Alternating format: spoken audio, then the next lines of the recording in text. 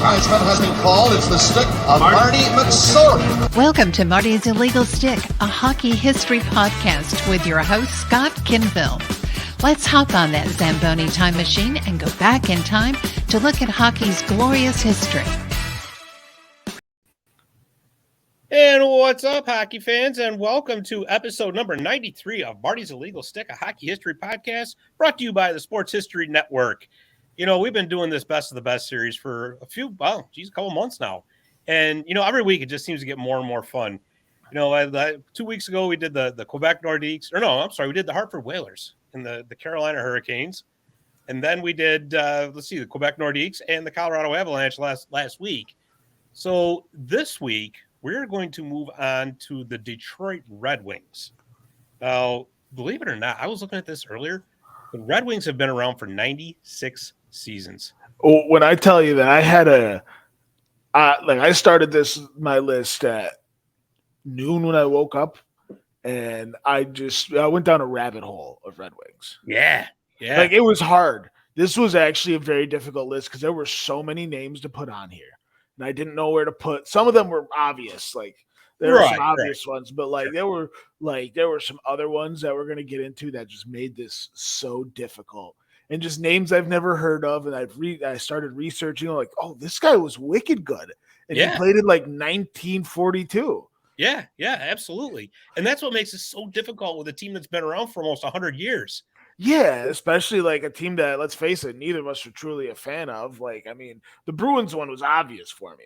Right. You know, and the Kings one was obvious for you, probably. Well, we haven't done a Kings one yet, so that's going to be interesting. You know what? I can't wait to do that one. I'm going to butcher it to piss you off. I know you will. I know. I prepared myself for that already. But yeah, I mean, it's true though. I mean, when you go through, and you and I basically both grew up in the same era, right? Yeah, that 90s, late 70s, 80s, 90s, that whole time. So we didn't. Whoa! I did not grow up in that era. I am far younger than you, Grandpa. Okay, well, I grew up. All right, then fine. You want to jump off the train? Then fine. But no, I mean, just for the sake of argument, we basically grew up in the same, let's say, 30-year era. Yeah. Obviously up to now. So we don't know we know of the teams from the 60s, the 50s, the 40s, 30s, and all that, but we really didn't see them play. Yeah, so you just heard the stories. Like this so difficult when you are trying to compare players that you've never even really seen play to players you grew up watching. Oh yeah, like let's face it, like, you know, it's hard to compare Ted Lindsey to Sergei Fedorov for me. Sure. Yeah. I never watched Ted Lindsey, but I grew up with Fedorov. Right. Exactly. So without further ado, why don't we give this a shot? So if you've been following along with this show, when we've been doing this Best of the Best, this is how we do it. We break it down into a first team all-star team, a second team all-star team. These are all-time players, by the way, position by position, including coaches. And of course, we have our honorable mentions because especially with a team like the Detroit Red Wings, there are just too many players out there that you got to be able to mention somehow, some way. So, Ed, I'll tell you what, we're going to start with you with your Detroit Red Wings honorable mention all-time team. Yes. So I have a lot. I actually have quite a few. I'm going to start it off. You know what? My pen ran out of ink. I had to get another one. Yeah, it was. I had to type it out, and I got carpal tunnel.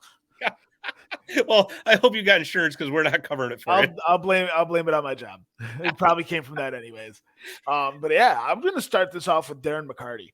Okay. He's never going to go down in the annals of history of all-time great or anything like that, but he was very meaningful to that late 90s, early 2000s Red Wings team. And he was like, and I've heard him described as the lifeblood, the heart of the team, where, like, sure, he may not put up the points, but he rallied that team. I mean, just look at the history of the Red Wings Avalanche rivalry. Right. And he was in the front lines. He wanted Claude Lemieux's blood, and he got it. And it's just he was kind of just an overall just locker room guy. I mean, absolutely. Awful hair, great in the locker room. Did you see that show on ESPN when they had him and Claude Lemieux sitting down together? He looked like an eraser tip. His hair was awful, but I you know what? He's one of my favorites and one of the best to me. One of the best to ever put on the Red Wing, the spoked wheel. My next one's Chris Draper. Okay. Just overall, like that late '90s Red Wings was just such a wagon. I mean, there's no bad person to put on this honorable mentions list that were on those teams. Sure. My next one, and this one is they got Draper for $1 too in a way. Yeah, they got Draper for $1. There goes the camera. Kind of like your camera just hit the ground. Yeah, it did. It hit the keyboard. All right, who's your next one? My next one is Bob Probert. Ah, yeah. Yep. Mr. All-Star himself, Bob Probert. Biggest knuckles the league's ever seen. Meanest son of a bitch I've ever heard of. I mean, when I think of Bob Probert, I think of the Red Wings. I don't think of his time in Chicago or any other. I don't even know who else he played for. I think it was only Chicago and Detroit. That was it. And I think of him more as a Red Wing than a Blackhawk. Yeah. Oh, you have to. There's no ifs, ands, or buts about that. Yeah, he's a Red Wing. Like the Blackhawks thing was kind of like the end of his career kind of deal. Yeah, like his time was up, and probably wanted to go somewhere different.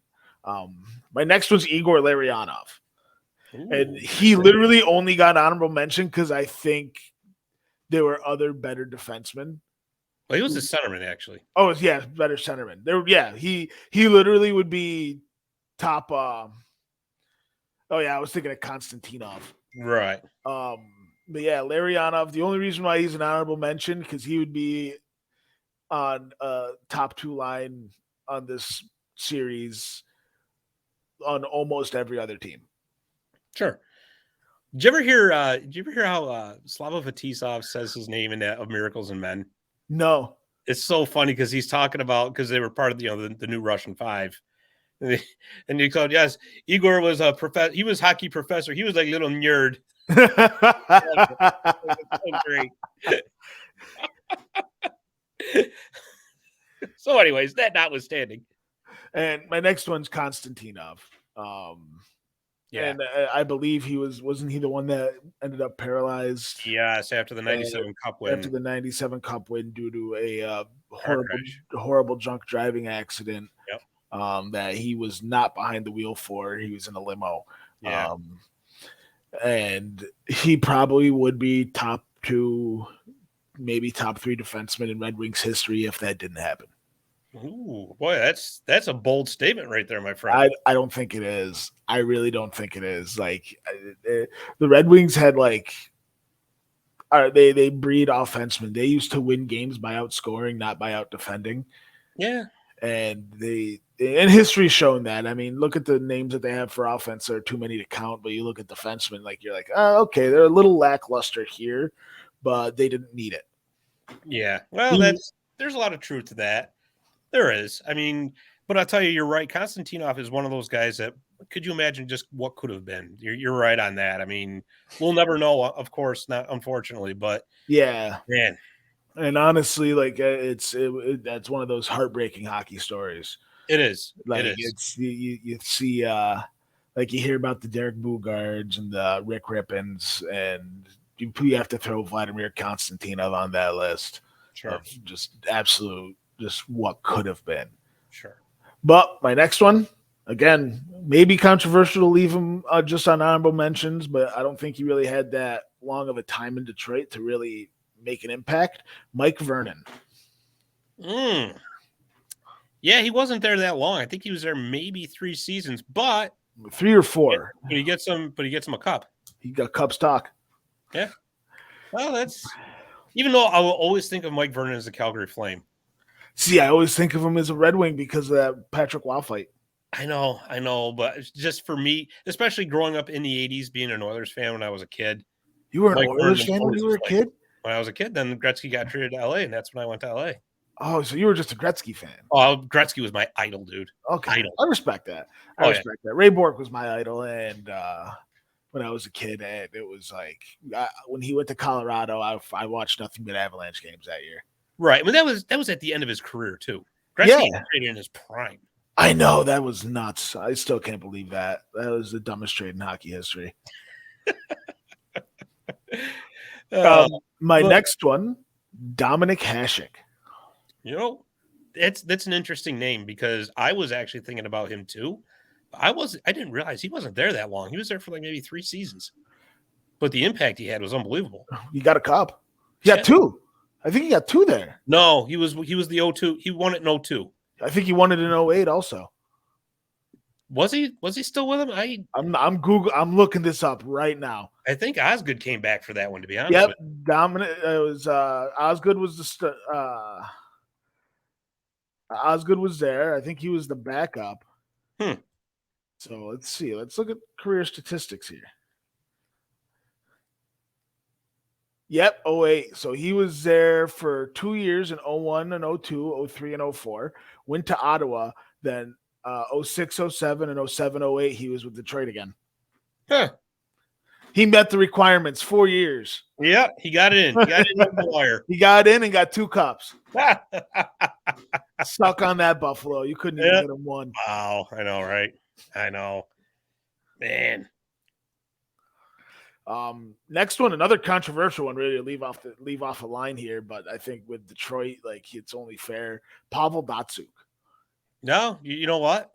When I announce mine, he's going to be there too. It's guy's phenomenal. I mean, he had the hands of God. The best moves I've ever seen. I mean, remember when he just danced Logan Couture out of the States? Oh, broke his ankles.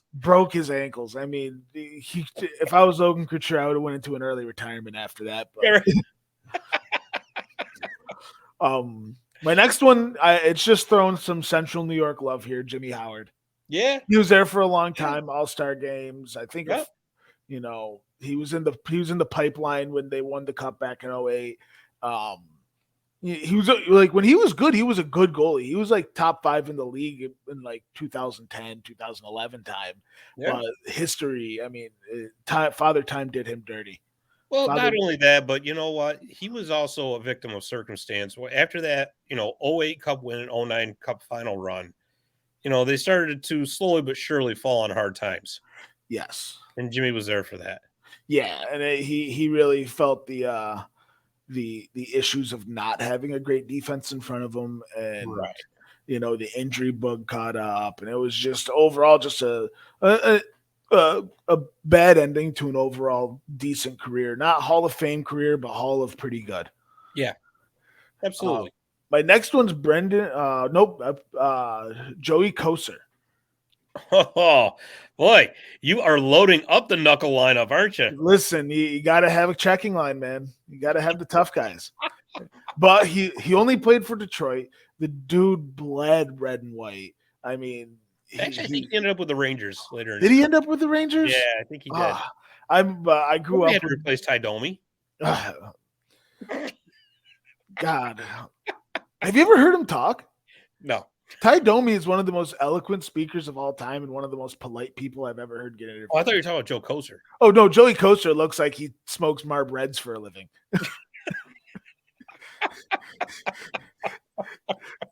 Joey Koser looks like he has a Harley tattoo on his hand. Yeah. Jeez. Oh, man. That's awesome. My next one's an oldie. I can't even pronounce his name, but looking at his stats, he kind of deserves to be here. Marcel Pronovost. Yeah. Yep. Just looking at his stats, like, again, 96 years, you said? Yeah. We're going to be talking about some people we never even heard of. Oh, there's no doubt about that. There's no doubt. Include Larry Murphy. I put on the list. He was there. He was there for that late 90s Cup run. Right. Just kind of a missing piece in the back end. He was, when they got Larry Murphy, he wasn't a contributor, but he was a necessary part of that team. Right. My next guy is somebody who I, again, never heard of, but just looking at his statistics and his career, you could put him up here, is Gary Bergman. Yeah, he's on my honorables too. Yeah. And my last one is my last player is somebody who a lot of people would also be kind of controversial leaving off a line here, but Henrik Zetterberg. Believe it or not, you and I are thinking alike on some of these here. Oh yeah, probably. And I'll tell you what makes it so difficult because I'll tell you right now, Batsuk and Zetterberg are on my honorable mentions too. And I'll tell you why. Because looking at these stats for the all-time Detroit Red Wings, they have been blessed to be loaded at center. Yep. Loaded at center. So you've only got 2 center spots in the first and the second team all-stars. So when you have, 5, 6, 7 Hall of Fame centers at your disposal, I'm sorry, but somebody's got to go. Somebody's going to have to be left on the back end. Yeah. And, it's unfortunate because like Henrik Zetterberg would probably be like a top 3 center in history for like the Minnesota Wild. Right. Exactly. Exactly. With the Red Wings, he gets pushed to 5, 6. Right. Exactly. My honorable mention coach is Mike Babcock. All right. I mean, he won the cup in 08. That's all it is to me. It's he won the cup and he got wins. Okay. And I threw a GM on here because I think I think he's going to be moving up the list when his career is all said and done. I put my honorable mention general manager right now is Steve Eiserman. I couldn't tell you another general manager in franchise history, but Steve Eiserman. Kenny Holland. Oh man, I forgot about him. He was there for like 25 years. Oh God. But all right. Yep, I forgot about him. All right, let's hear yours. All right. So I'll tell you the ones that we agreed on first. So we agreed on Batsuk, Zetterberg, Probert, and Jimmy Howard, and Bergman, Gary Bergman. Okay. We agreed on those. My other ones that I threw in, and I can't believe that I'm putting this guy on an honorable mention list. But like I said, when you're a franchise that's been blessed with Hall of Fame centers for the better part of 96 years, again, somebody's got to go. Alex Del Vecchio. Now, he is the 3rd all-time leading scorer in Detroit Red Wings history. He was a part of those powerhouse teams in the 50s. I mean, during the 50s, it was the Detroit Red Wings or the Montreal Canadiens that were winning the cup. There was no in-between. Yeah. So, I read that he was a winger. Well, he's listed as a center as well. So, and again, and you know what, though? It's tough with these because there are players that played both center and wing, so there's that whole back and forth. I got him listed as a center as an honorable mention. Okay. So it is what it is.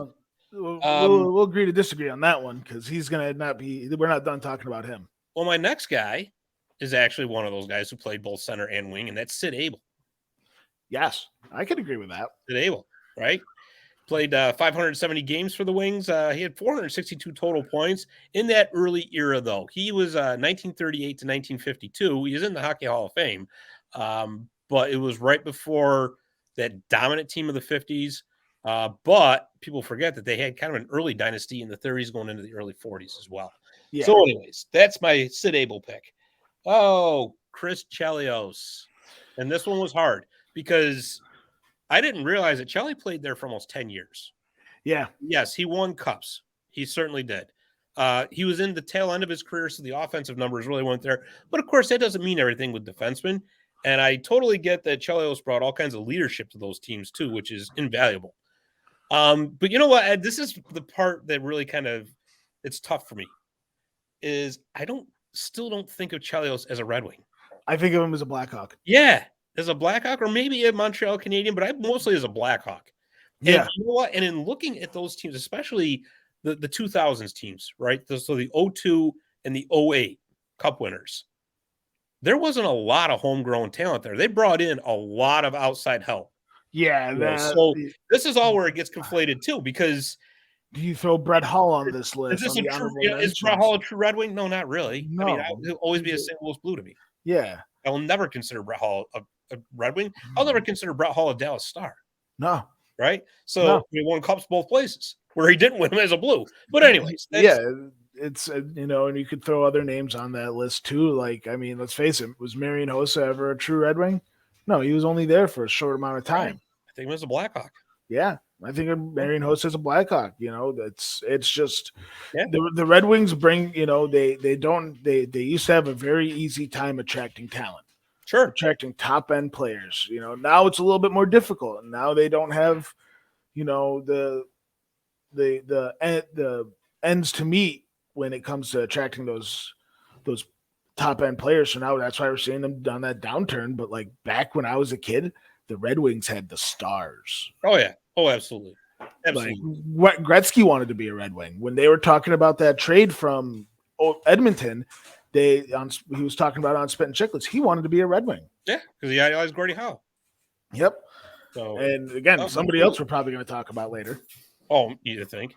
So I only got two left. The Octopus, because there was no position to put the Octopus, but the Octopus is as much a part of Detroit Red Wing lore as anything. Oh, it's got to go somewhere, right? Well, I think it was. What was that? I was talking with my girlfriend about. Oh, hi, there she is. We got a plan. She's photobombing the show again. we were talking about the Nashville Catfish, and I threw out I'm like, oh, you want to know a weirder one? And I talked about the Detroit Octopus, and she was like, that one's weird. But it really is. You know what? I really like that pick. Yeah, absolutely. And my coach of this honorable mention team is Tommy Ivan. Tommy Ivan was the Red Wings coach from 1947 to 1954. He won 3 cups. So 1952 and 1954. Cubs talk. Yeah, I threw Babcock on mine because he was the one in my lifetime. He was the notable one in my lifetime that can make an honorable mentions list. But Ed, for as old as I am, Tommy Ivan is still not in my lifetime, but still. No, I know. It was like 4 years before you were born. Just missed it. Let's move on to our second team, shall we? Before we continue to talk about my age. Well, Dave's not here. I got to do it to somebody. Well, yeah, I got to take his place, right? All right. So your second team Detroit Red Wing All-Star all-time team. Who's your coach? My coach is Jack Adams. Okay, good choice. 946 games coached with 413 wins, 390 losses, and 161 ties. 3 Cubs, but more notably, that award is named after him. Yeah. That's not an accident. No, it's not. An award I got to touch a few weeks ago at the LATAM Cup. Oh, nice. Yep. Very cool. Very cool. Yep. They had all of them. They had the Norris, they had the Hart, the Adams, and the Vezina. Oh, that's really cool. Yeah. I got pictures of all of them. Nice. I'll have to see them sometime. Yeah, I'll send them to you. All right, cool. All right, so my coach is Scotty Bowman. And this was tough. This was really tough. Scotty Bowman's got 410 wins, 193 losses, 98 ties. It's a phenomenal record as a Red Wings coach. He was there for 10 seasons, I think it was, winning the Cup in 97, 98, and 02. He won that Jack Adams Award in 1996. Scotty Bowman, of course, did a phenomenal job. This comes down to 2 things. I'll always think of Scotty Bowman as the Montreal Canadiens coach. See, I always think of him as a Red Wings coach. And here's and this is not to take away from Scotty Bowman because this is absolutely not his fault. But for his tenure in Detroit, Scotty Bowman was surrounded by Hall of Fame talent. Yeah. Surrounded by it. But when you're a name like Scotty Bowman, do you attract that talent? And again, absolutely. And it's not his fault. Not his fault at all. But I'm just saying that for as great of a coach as he is, when you've got 6, 7 Hall of Famers in your lineup, well, you better win. Yeah. No, you're right. I'm a firm believer that Scotty Bowman attracted that talent. He was a selling point. For sure. And one thing I will always appreciate about Scotty Bowman, he was never afraid to mix it up with the opposing players. No, he wasn't. I loved it. He's down there he just steps down in the players line, just absolutely just shredding into Claude Lemieux and other Avalanche players, going after Lemieux in the parking lot. That's something that's old time hockey you got to appreciate. Oh, absolutely. And you know what else he doesn't get enough credit for is, if you recall when the Russian players were coming over, when that whole barrier was broken down, he was one of the ones that really embraced it. As a matter of fact, he was the one while he was in Detroit that put all 5 Russian players together because he had such respect for the way Anatoly Tarasov, who was the father of Russian hockey, coached the game and let his players just be creative. Yeah. And instead of trying to put them into the North American lanes, shall we say, because when we were growing up, right, it was if you're a left wing, you stay on the left side. If you're you remember all that, right? Yep. The Russians were much different. They were just go where be creative, get open, and basically make offense. Yep. Right. That's what Tarasov taught. And that's exactly what Scotty Bowman did. And honestly, and I think because of that and because of him willing to let those players do that, had a tremendous effect on the game today, because you don't see players in lanes like you used to. Yeah, no, you're seeing them cycle. Yeah, you're seeing them cycle. You see them overload to one side all the time, which sometimes they get burned by. But hey, you know what? That's just the old school guy in me. But yeah, no, I don't think Scotty Bowman gets enough credit for that. No, he does not. And he's overall like just one of those coaches that will go down in the halls of history as probably the greatest coach of all time. Oh yeah, oh yeah. I mean, he won everywhere. I can definitely, I can agree with that. He won everywhere, even when he was helping his son learn how to be a GM, he won. Right. You know, it's I can wholeheartedly agree with Scotty Bowman being on this list somewhere. Oh yeah, absolutely. All right, my friend, who's your goalie? My goalie on second line is Chris Osgood. Yep, we agree.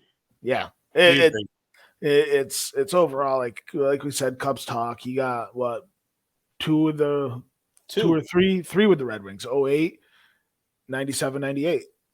Yes, that's right. He was backing up Vernon in 97. Yeah, and he was starting for 98. 98, that's right.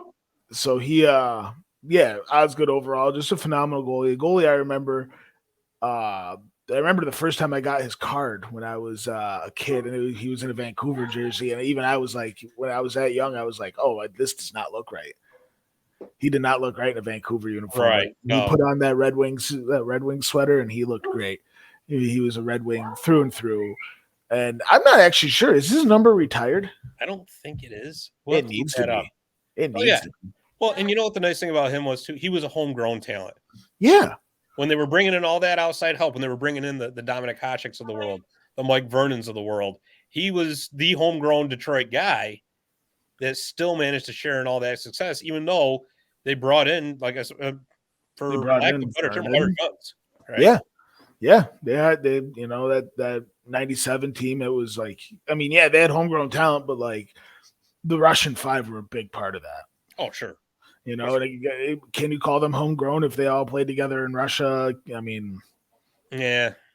You can make the argument that yes, because that was their first NHL stint, but right. You know, I really don't think it's homegrown when they were already coached and professionals before. Yeah, but you're right. Except for that, absolutely. Mm-hmm. But like you have that homegrown talent like Chris Osgood, and it really puts an identity to the team. Right. You know, who's your goalie? You said we agreed. We agreed with Osgood. We agreed on this one. So okay. I want to know who your two defensemen are. All right. I'm going to start off with the easy one. Nicholas Cromwell. Okay, we're agreeing there too. Nicholas Cromwell, I mean, he brought physicality back to the sport when it really started to die. He was overall just a Red Wing for life, and you can't help but appreciate that. And my other one is Paul Coffey. All right. He met the requirements, 4 seasons. Yeah, he did. He met the requirements of 4 seasons, but his points were over a point a game with the Red Wings. Yeah, but in the time that he played for him, that's not really. I mean, it's impressive. Don't get me wrong, but I think it was actually quite impressive because he didn't have to be relied on like that. Well, which actually freed things up. I mean, listen, I'm not taking anything away from him. The guy's a Hall of Famer. He's one of the best defensemen of all time. Like, yeah, we'll think of him as an Oiler for the rest of our life, but the second team I always. Or do you think of him as a Penguin? I think of him as an Oiler. Yeah. But my second team I'll always remember him with is Detroit because I watched those Cups. Yeah. I watched those years. True. I didn't watch. I was a kid. I was a little kid. I was an infant when he was with the Penguins. See, here's where, and that's where the whole recency bias comes in for both of us too. Yeah. Because we got to see these players. Yeah. Like it's talking about my lifetime. Paul Coffey was you'll always remember with the Oilers because you always had that Gretzky connection. Right. You know? But then that second team, you always think of him. I always think of him as the Red Wings because I watched them. And then I got to see him play a really sad season with the Bruins. But you know what? If you think about it, you want to talk about a guy who's just sold out under a lucky star, though. Huh? I mean, obviously one of the most gifted defensemen of all time, right? Yeah. He play his prime years with Wayne Gretzky, then goes to play with Mario Lemieux, And then he goes with Steve Eiserman. Oh, yeah. Come on. I mean, oh, yeah. No, I mean, the guy was the hockey gods are smiling on you, sir. Yes. Yes. He said he did his Our Fathers before he got drafted. Oh, yeah. So we agree on Cromwell. Right. And I'll tell you what, I actually was struggling between Cromwell and Chelios for this. But Cromwell played almost twice as many games as a Red Wing than Chelios did. And that was the ultimately the deciding factor for me. Yes. That was it for me too. If you think of, I don't think of Nick Cromwell as anything else but a Detroit Red Wing. He was nothing else, but he never played for another team. So, unless you want to count the Swedish league, but like, yeah, but I'm talking about NHL. My second defenseman, you've already mentioned him, Marcel Pronovost. Okay. And again, this is one of those blasts from the past. He played from 60. Let me see. I'm looking at it right now. 1949 to 1965. So he was a part of those 50s powerhouse teams. For his time as a defenseman, to put up 80 goals and 217 assists is extremely impressive. Don't forget, you're playing in the original six era, which was defense. Yep.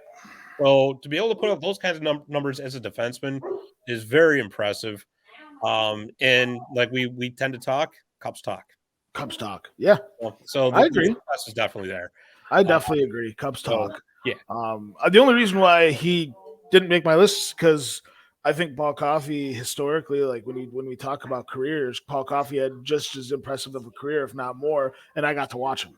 Right. As a career, absolutely. But I'm looking at it in the context of the team. Yeah, like as the team, you know what I mean? I mean, you got to admit he had to defend against the best too. Pronovost with who was on the other side, Henri Richard, the Rocket, yeah, the Rocket Richard, Jean Beliveau, Stan Mikita, and Bobby Hull. Yeah. You had some powerhouse. I mean, look at the teams that the Leafs had, right? I mean, it was just unbelievable. Yeah. I mean, it's just overall like that era was like 4 teams, and the Bruins and the Rangers were left in the dust. Right. It was, and that was the era. Like they stay stacked. Those 4 teams were stacked. Yeah, I'm so happy Toronto sucks now. They're so insufferable.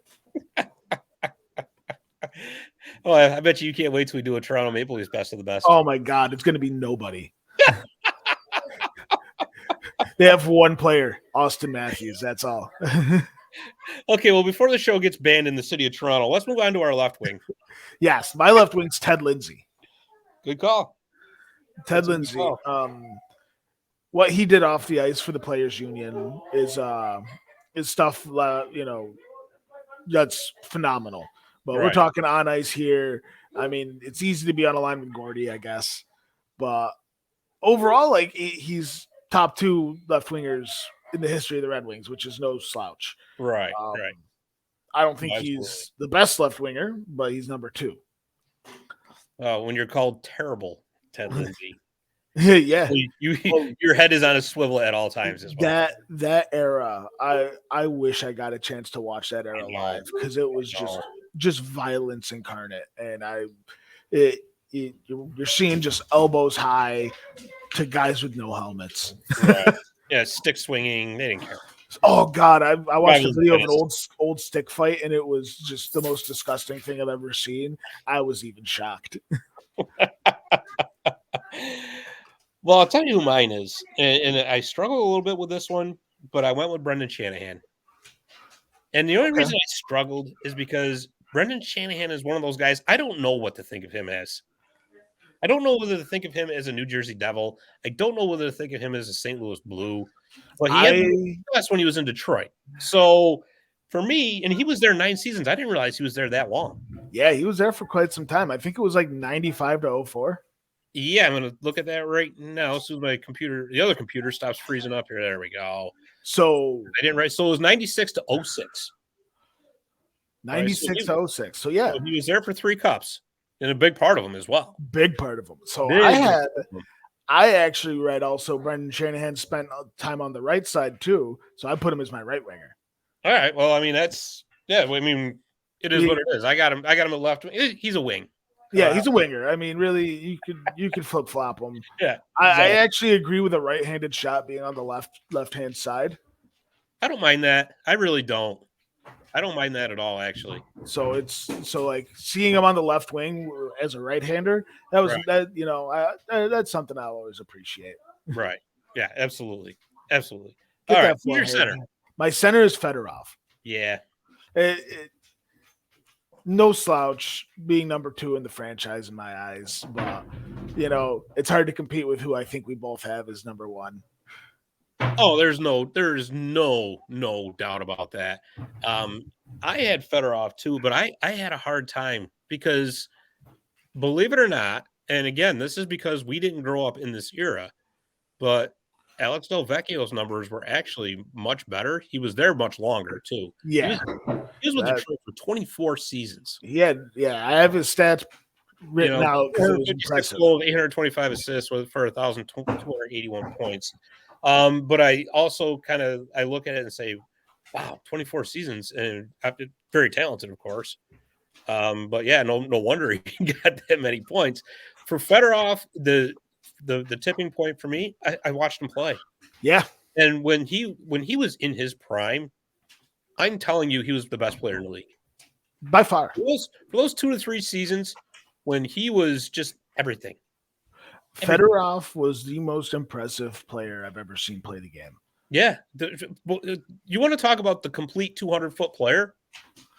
There it is. Yeah. Right there. Sergei Fedorov in his prime. Sergei Fedorov in his prime was the most unstoppable force the league had. Yeah. And, his prime was not as long as other players. But he also spent most of that prime in Russia playing in, what was it at that time? It wasn't the Continental. It was the Super League, the Russian Super League. There it is. Yeah, that was it. The old Russian Super League. Oh God! But he was, and even now, I think he's going to be the next coach of the Red Wings. It'd be interesting, that's for sure. I think Eiserman's grooming him to become the next coach, and take your time in Russia, do your thing in the K with Moscow, and then when you're ready, here's this job for you that I want you to have. Could you imagine that if they won another cup together like that? It's distinctly possible because you're going to see players flock to the Red Wings. Oh, man, you're right. You're going to see players want to play for Sergei Fedorov because they idolized him growing up. Right. Absolutely. Okay, so who's your second team right winger? My second team right winger is Brennan Shanahan. Okay. 716 games played, almost a point per game at 633 points. Overall, I didn't even realize I realized he played for Detroit for a long time. I always thought of him as a Ranger, actually. Yeah, he did. He spent time there, sure. I always thought of him as a Ranger because I just remember him, and he was a menace. Yeah, being a menace out there. You hear about he ran so Brad Marchand could walk. Just I like that. He was playing. He tiptoed that line of dirty and clean. Was not afraid to get in those muck zones, the corners in front of the net. He wasn't afraid to lay hands on people. He just overall just a menace on the ice, and he got points for it. Right. He got plenty of them. And honestly, Steve Eiserman should think about trying to coax him away from that Toronto job and get him in Detroit. Did you ever hear about that story with him and Rick Vive? No. So, Vive played for Toronto for the longest time. Yeah. Well, Brendan Shanahan grew up in Toronto, and that's who his idol was, loved the guy, this and that. Well, he got to meet him after, I think it was after a Maple Leafs practice one time when he was a kid. And he wanted to get his autograph and all that. Well, he got snubbed. So Shanahan comes into the league. I think it was 1988 is when he broke in as an 18-year-old. With the Devils. With the Devils. And he lines up across from Vive on a face-off. Turns around and creams him. Good. Long story short, there's a little bit more to it than that. But it's a payback for not signing the autograph. So let that be a lesson to any kid who's going to be a superstar in the future. Make sure you sign autographs for kids after practice. Who did that? Ovechkin did that. And then before a game, Ovechkin did that to a player, like I think he was playing for Columbus. And then before a game, sent him an autograph stick saying, "Don't hit me too hard." Yeah. Well, I'll tell you what. Let's get to the easy part now. Yeah. Generally the easiest parts. Our first line, all-time Detroit Red Wings. Yes. All right. So I know your coach is going to be Scotty Bowman. Yes. Mine's Jack Adams. Okay. We've already discussed both of them. We flip-flopped. Yep. So we've discussed both of them. You could fill in for either or, I think. I don't think either one of us is wrong, so let's go to the goalie, and I think we're going to agree on this. The goalie.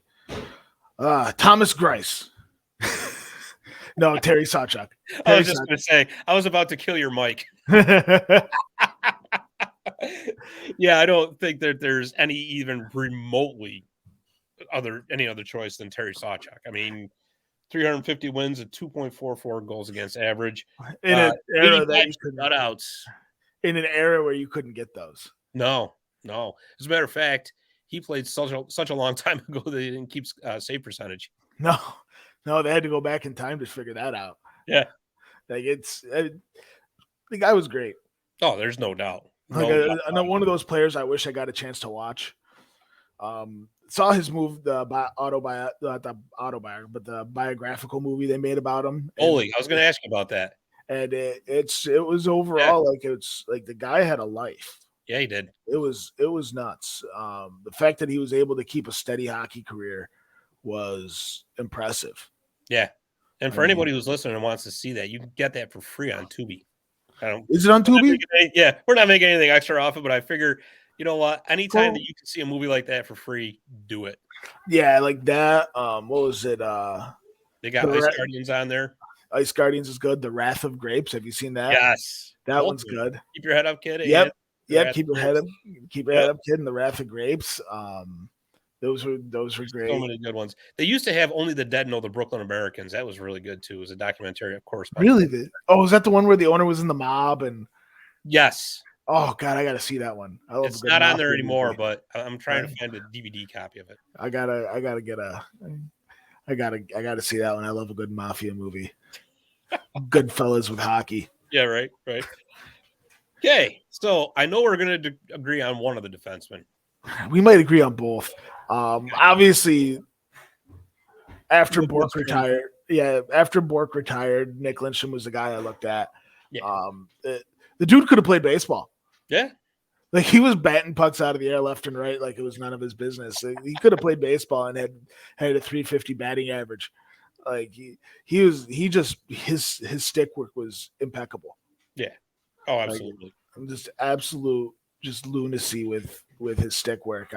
You watching him growing up and like lead that team after Eiserman was just something of legend. Greatest defenseman in Detroit Red Wings history. I would put him up there as top 3 defenseman of all time. Yeah. Well, I would put it like even now, like if you talk about some of the defensemen in the league now, none of them hold the stick up to Nick Lindstrom. No, and you know what the nice thing about Nick Lindstrom is too is we always talk about how it's hard to compare generations, right? Nick Lindstrom is one of those players that could have played in any era, and played well. Yeah, he could have played in any era and played well. I think if he was in his prime today, he'd be competing with Connor McDavid every year for the Hart. Right. One of those types of players, and he just overall just a phenomenal on ice presence. He was never irrelevant.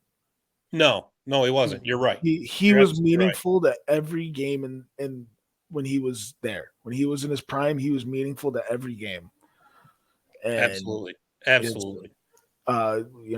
He kind of coached Zetterberg into taking the captaincy. I think he was there for what's his name's first season, Larkin. I think you're right, actually. I think he was there for Dylan Larkin's first season and kind of was just overall just a phenomenal. Just missed him.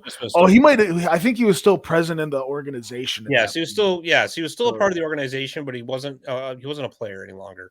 I think at that point he was a consultant or something. In front office. But like he's somebody who was so good in the locker room that you have to put him in that position so he could lead the especially like young defensemen of today where the game has changed. He was the reason why the game changed. Sure. You look at that 2004 era of the NHL where it was like defensemen were the biggest guys. Like you had multiple guys that could kind of stand up to Chara on a team per team. Sure. And you have, and then you look at Nick Lindstrom and how he was able to move the puck. He was always a pass first kind of guy, and he would just absolutely just blow people out of the water. Yeah, absolutely. Who's your other one? Reed Larson. Ooh, Reed Larson. And this is, again, one of those interesting choice.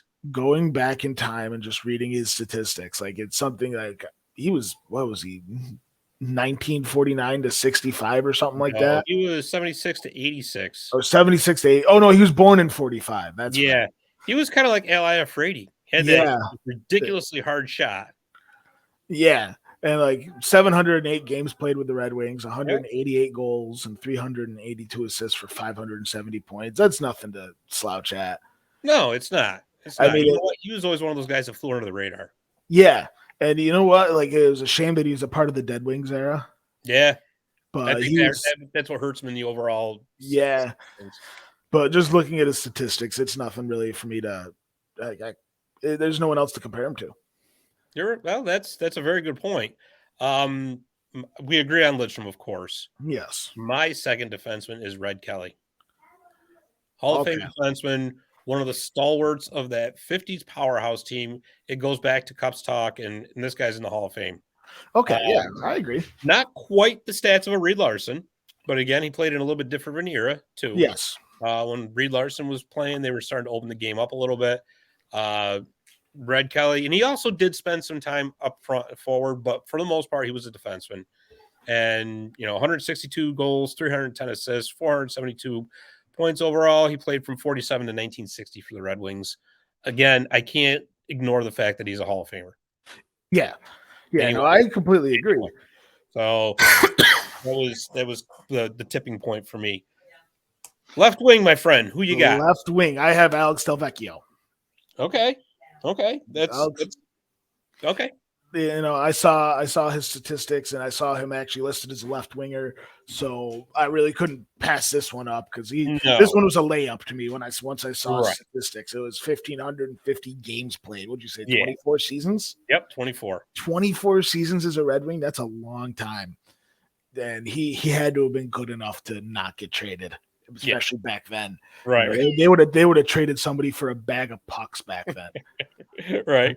Like we hear stories about Chris Draper getting signed off the waiver wire for $1. There's been players that get traded for a bus. Like that's insane. But 456 goals and 825 assists for 1,281 points. That's nuts. Yeah. That's in that era, he's that's averaging almost relevancy in every game. Sure. Like that's nuts. Like how do you have that career? Yeah, absolutely. Back then, no helmet. The game was harder to play back then, and you're playing 24 seasons for one team. And you know what? He's a guy who doesn't get recognized enough in the overall history of hockey. He just doesn't.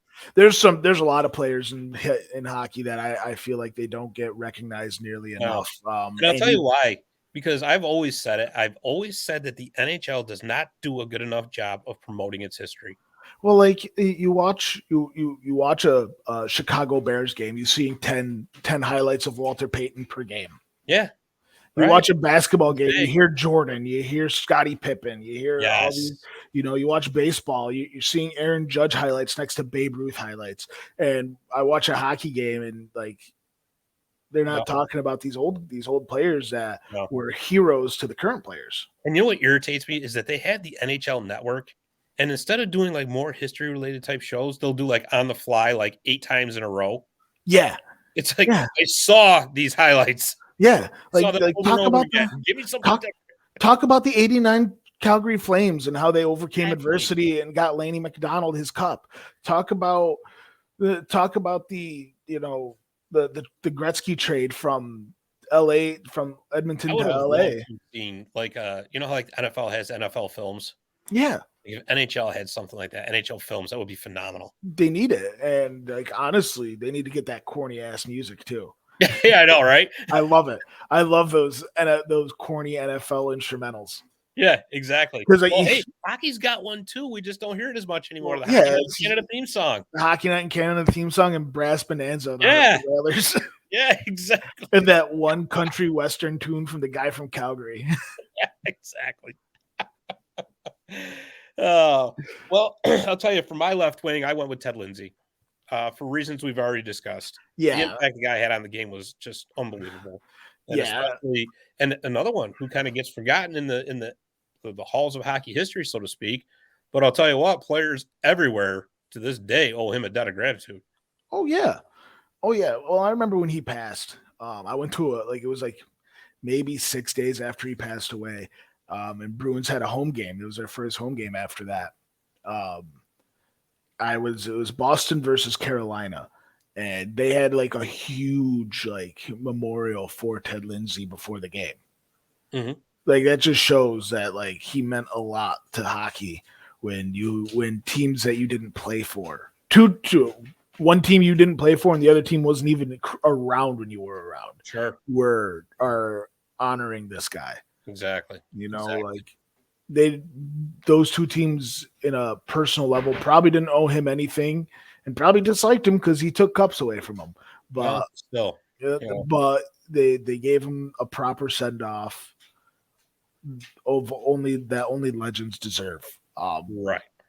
Statistically, I don't think he was quite there with Del Vecchio, and I was going with that.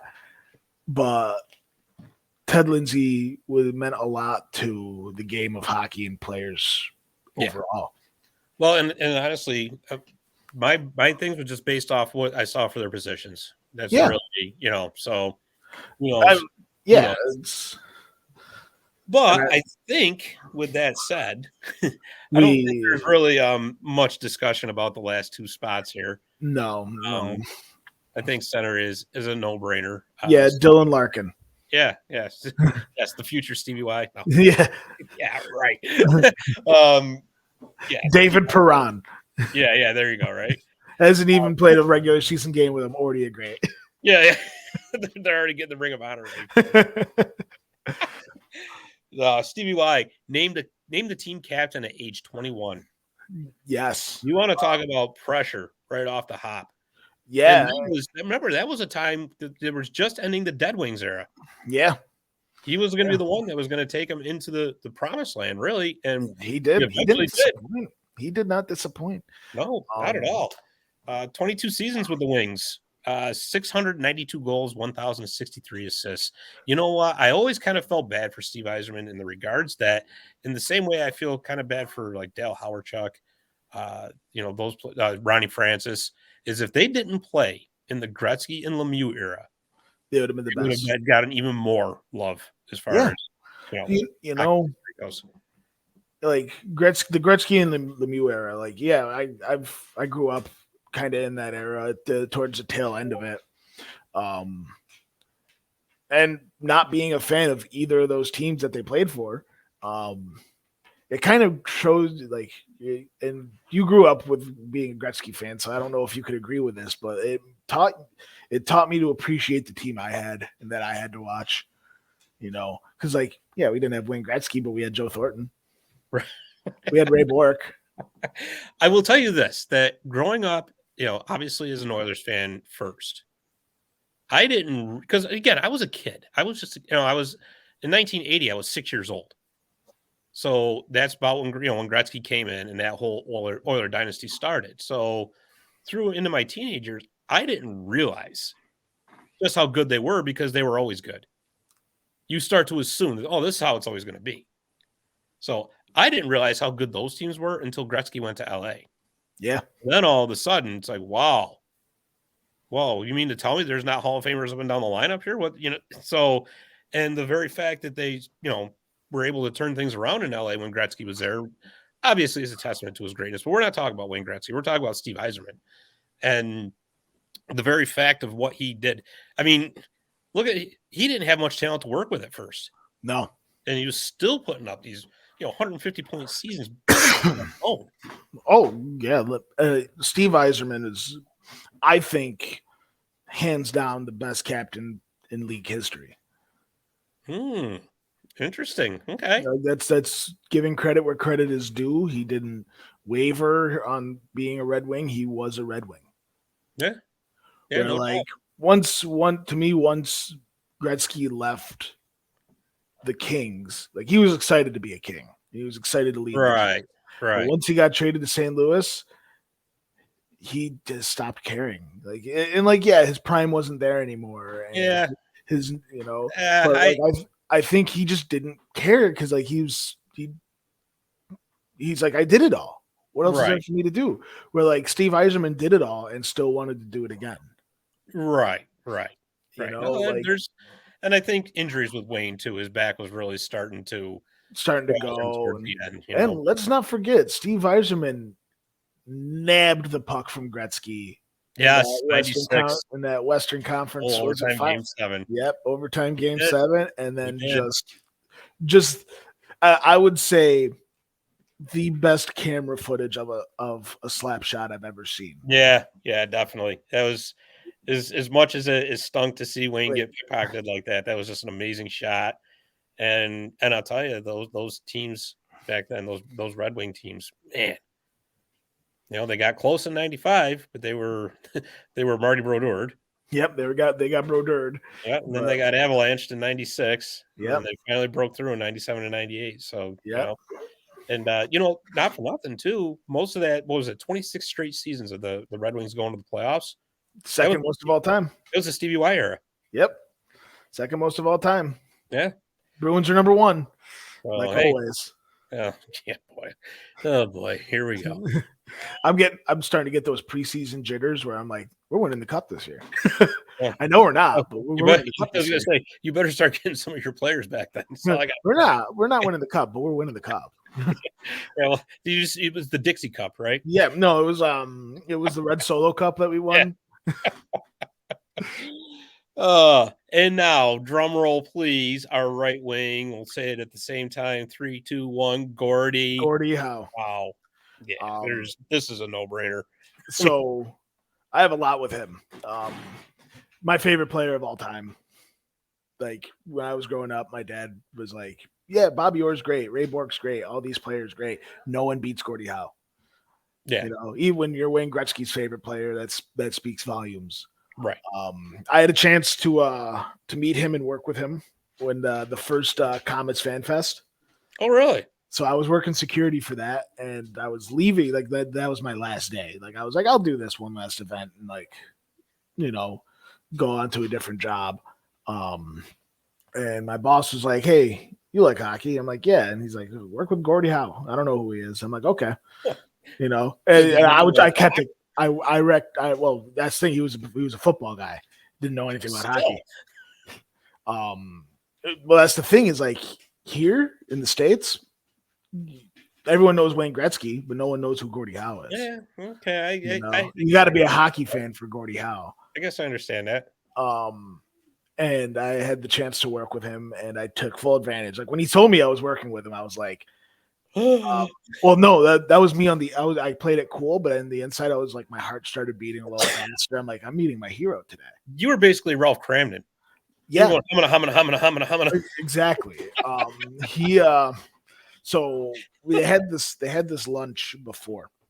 They kind of served everyone meals, and I was working security, but there was nothing to secure at that point. So we ate with them.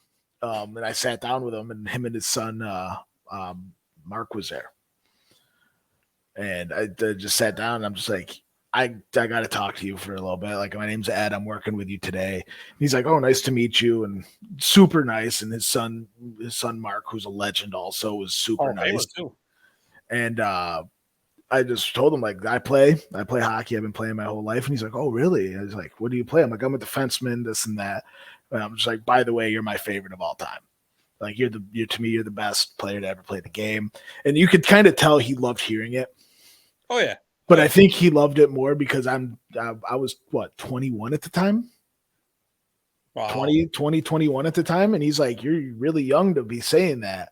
And I'm just like, no, I grew up idolizing you. Like, you were one of those players that I was like, my dad showed me the film, the old Don Cherry tapes with you in it. And I'm like, I want to be that guy. Nicest guys. I just bought maybe 6 months ago, I found at Cooperstown Connection an autographed Gordie Howe card for $90. And I'm like, oh, sold. Hey, sold. Yeah, no, that's kept safe with my Jerry Cheevers autographed jersey and my Wayne Cashman and Brad Park autographed pucks. Nice.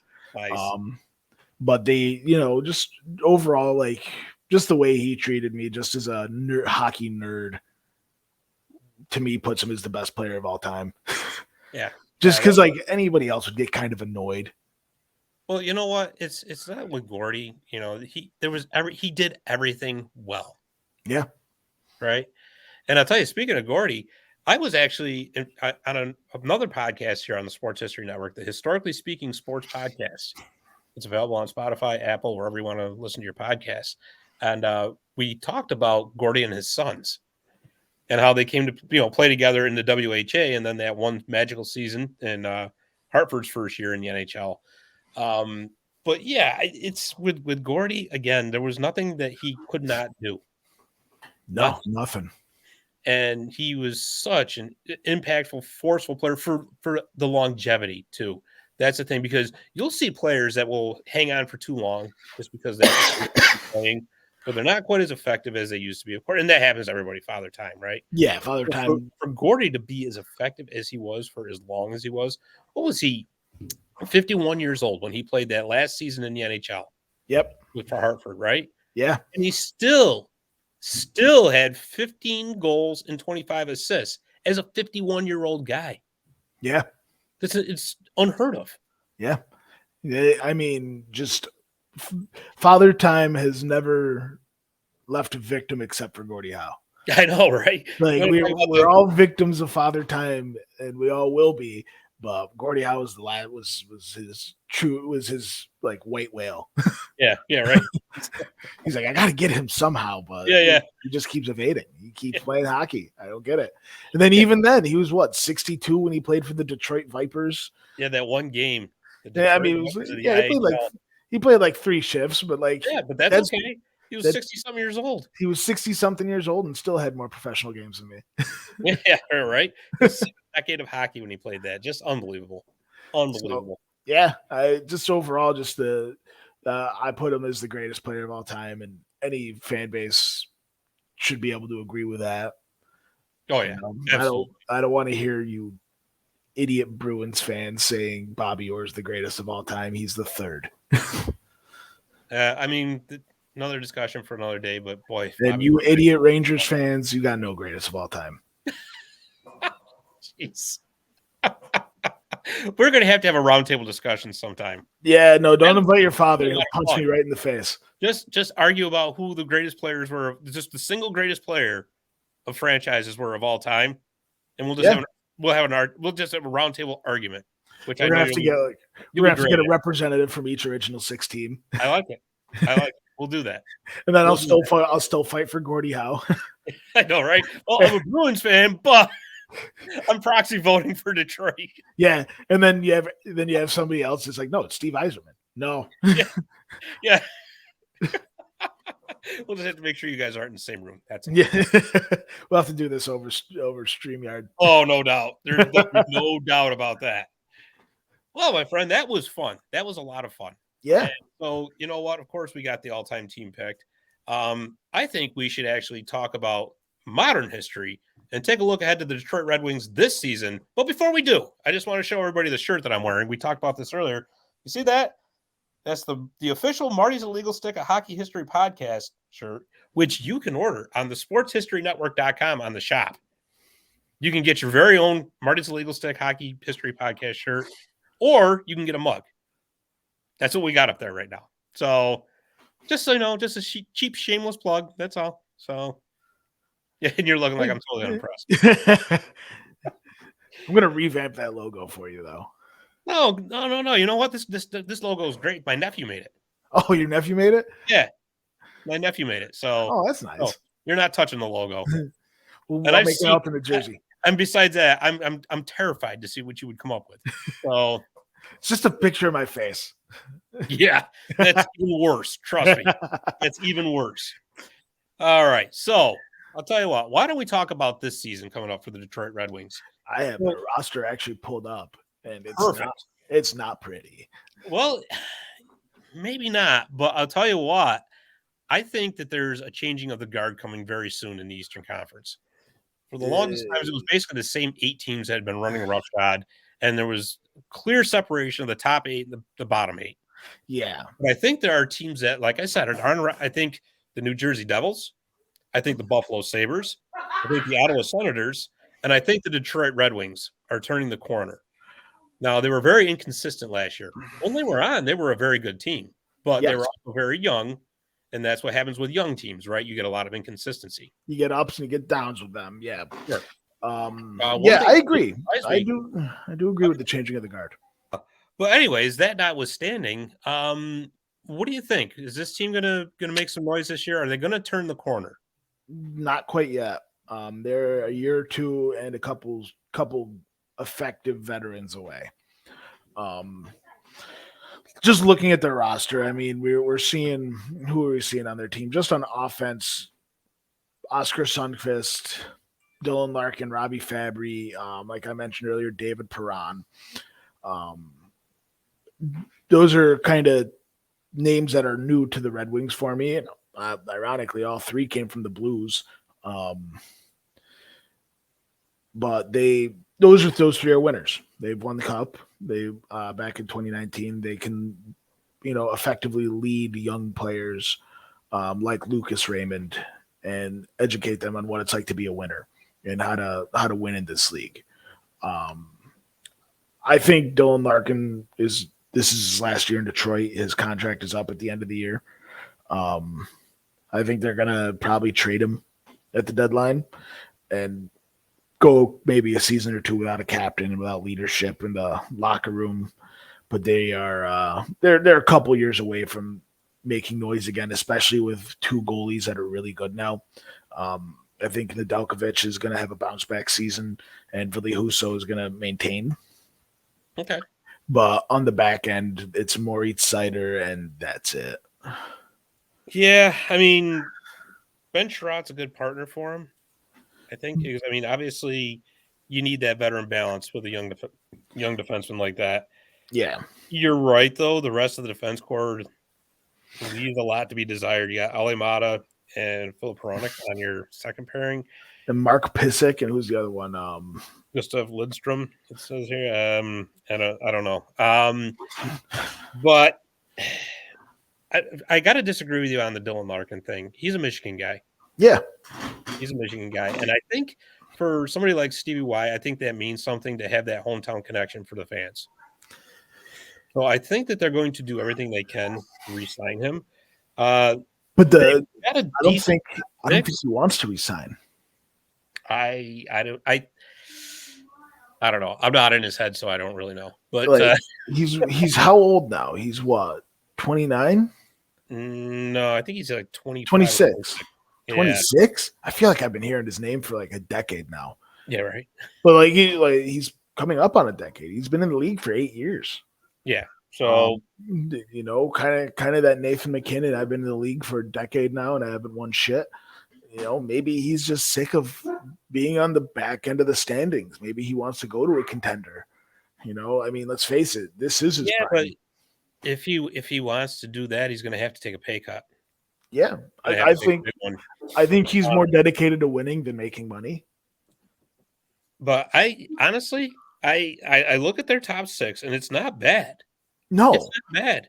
No, it's not. Dylan Larkin, Tyler Bertuzzi, and you got Lucas Raymond on that line. Who I think Tyler Bertuzzi is a hack. He had 30 goals last year, though. Somebody has to score on bad teams. Second line.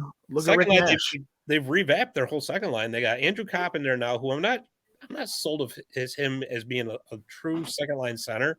I'm not I think of him as a very good third line center. Yes. He's that middle of the road where you could put him on either two. He'll look lackluster in one and solid in the other. So you got David Perron though on the right wing on that second line, which isn't bad. He's a serviceable top six forward. I think David Perron, I think his heart is into this.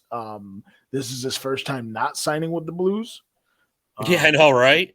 So he very much wanted to go to Detroit and probably play for Steve Eiserman, and he definitely is. Like I said, he's a winner. He knows how to win. He's made it to the Cup. What, twice now? Won it once. Yeah. Well, I mean, he made it as a Golden Knight and then re-signed with the Blues. So he's I think a solid player, a solid top six left wing. I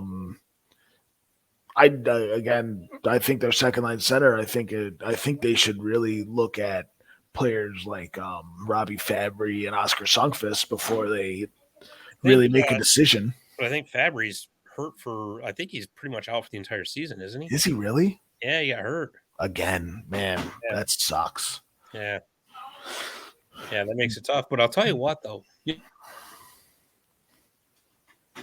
know who they are getting back is Jacob Vrana. Yes. And I think Jacob Vrana is going to come into this season with a gigantic chip on his shoulder. Oh, because he wasn't very happy about getting traded out of Washington, the way all that went down, which for me, I don't know why he would have been upset because he wasn't used properly there. Yeah. He really wasn't. They wanted him to be more of a solid bottom six player. This guy is a top six player. Who did he come from again? Washington. Yes, that's right. That's right. Yeah. Yes, I do. And yeah, I agree. I think he wasn't being used properly in Washington. I think he was very much he was a top six talent for being forced into bottom 6 minutes. And it's hard to compete when you have to compete with Ovechkin and Backstrom and all that. Now he goes to Detroit and he can actually show what he has to offer, Right. And I think it's the tail end of his contract, or didn't he sign like a 1 or 2 year contract? Yeah. So he's really just playing this season out and going to try to get either as much money as he can or go to a contender. Yeah. So we'll see. I still think they're not going to make the playoffs this year. I think they're, like I said, a couple key veteran players. Like I'm talking, a veteran that could still compete and play. Mark Stahl wasn't going to cut it. Bobby Ryan wasn't going to cut it. But, if they get a couple serviceable veterans on that team, I think they can be 2 years away from returning to the playoffs, maybe 5 years away from making a push. But the changing of the guard in the East, I think we're 5 years away from the East being completely flip-flopped. Yeah. I gotta agree with that. Even though it's going to be interesting to see if Simon Edmondson makes the team, they're highly touted defensive prospects from Sweden. That's going to be interesting to see if he can make it. But I think you're right. I think Detroit's going to make strides this year. I think they're going to be fighting. They definitely are. They're going to miss the wild card probably by 1 or 2 points. As the preseason went along and I saw a lot of things, I kind of changed my opinion on some teams. I think the Bruins do have a shot at a wild card spot. Just judging that. I don't think the Sabres are going to make any strides this year. I do. I think they're going to make tremendous strides. I realistically don't, because I don't see their goaltending getting any better and their defense didn't get any better. I'm going to go out on a limb and say that the Buffalo Sabres and the New Jersey Devils are going to make the playoffs this year. That's a very thin limb. You're going to break the branch. Well, I'll tell you what, because I hate to tell you this. I don't think your Bruins are going to make the playoffs this year. I think they're going to make them. There's too many injuries to deal with. And I think Marchand is skating again. That's a big step forward. He is. You're right. And so is McAvoy. But so is McAvoy. So they may not be there for the first couple, maybe 3-4 weeks, but they'll be back soon. In that Eastern Conference, if you dig yourself an early hole, look what happened to the Islanders last year. Yeah. The Islanders were such a unique. They were in such a unique predicament. Right. And exactly. It really wasn't their fault. It's just they got themselves into such an early, deep hole. They couldn't bounce back. There's no way. Not in that conference. No way. Especially in the Atlantic Division. Yeah, there's just too much. Yeah.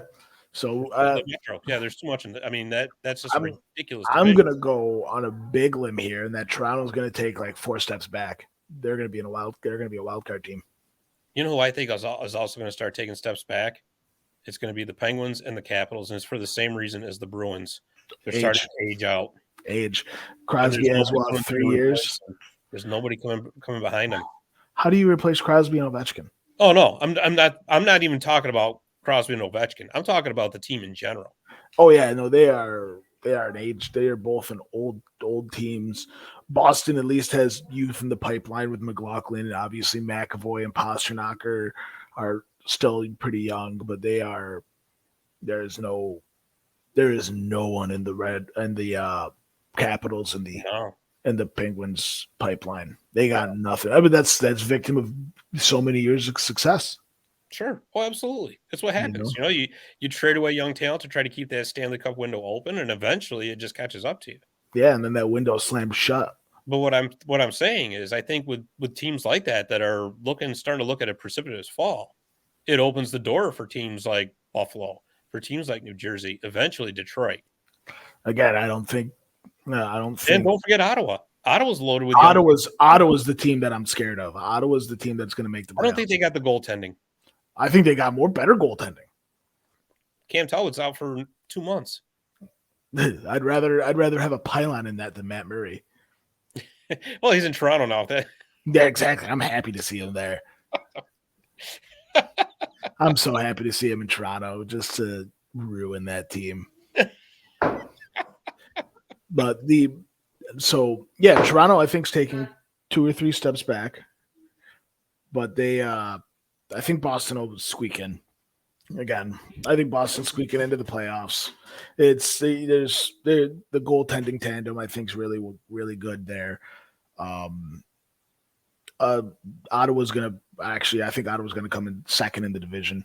Or third in the division. I think Ottawa's coming in third in the division. It's gonna be Tampa, it's gonna be Florida, then it's gonna be Ottawa, then it's gonna be Boston and Toronto in the wild cards. You know what's another intriguing team is the Columbus Blue Jackets. They're in the Metro. They're in the Metro. But it's an intriguing team as far as like contending for a wild card. I don't think they're quite there yet. They're a year or two away. Because I think they're in the same goaltending problem. No, I don't think they have a big goaltending problem. Merzlikins is really good, and they still got Korpisalo. Yeah, but is that enough to take you to the promised land? I don't think it's enough to take you to the promised land, but it's enough to help you seem like you're contending for the promised land. No, they got a stockpile of young talent. Now they got Johnny Hockey, and Patrick Laine's happy. Yeah. He doesn't want out of there anymore. I know. Patrick Laine, when he's happy, I wish he stayed depressed because he is deadly when he's happy. God. He's so good when he's comfortable. Yeah, right. Exactly. When he really wanted out of Winnipeg, I mean, he was scoring own goals. He was playing Fortnite he was bringing his Xbox everywhere. He did not care about hockey, and now he starts caring again. God, right. He's gonna light the league up. He's gonna get 64 this year. Yeah, no doubt. All right. Well, hey, listen, that was a lot of fun. It was. It really was. So next week when we do a best of the best, we should pick a Western Conference team so we can talk about our Western Conference. Los Angeles. You really want to do the Kings next week? I want to ruin you. I'm going to make fun of everything. Drew Doughty's nowhere on my list. He's like the worst. Of course he's not. I didn't think he would be.